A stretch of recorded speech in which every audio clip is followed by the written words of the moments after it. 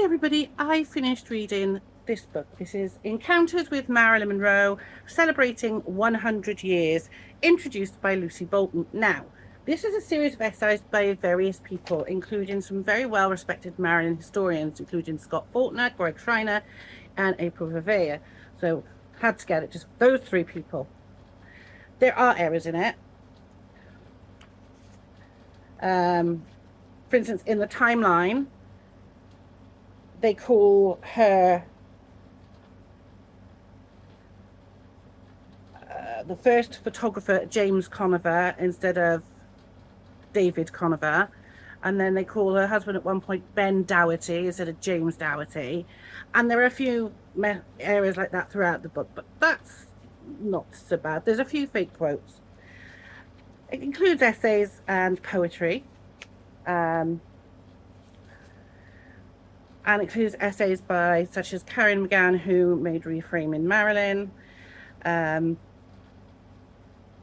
there's things by, like I said, the most important things for me were things like Marilyn Remembered, which is about Greg forming the fan club Marilyn Remembered, Greg Schreiner. And then we've got Isabella Bliss, who is a very well-known burlesque Marilyn lookalike. She's very, very good. Love her to bits. Would love to see her in person. She's got one in there. Then we've got Scott Faulkner in Marilyn's Hands about his collection.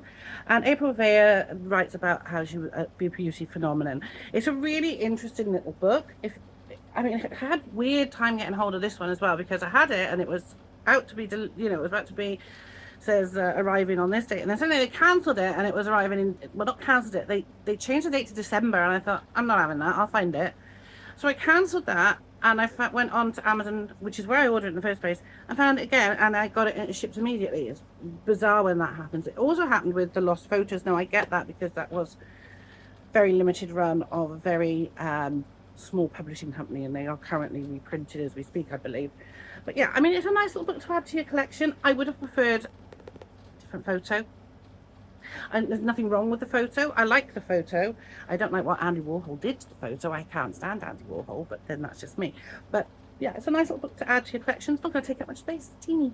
But yeah, so it's definitely worth getting. So if you come across this one, pick it up. It's a nice little book.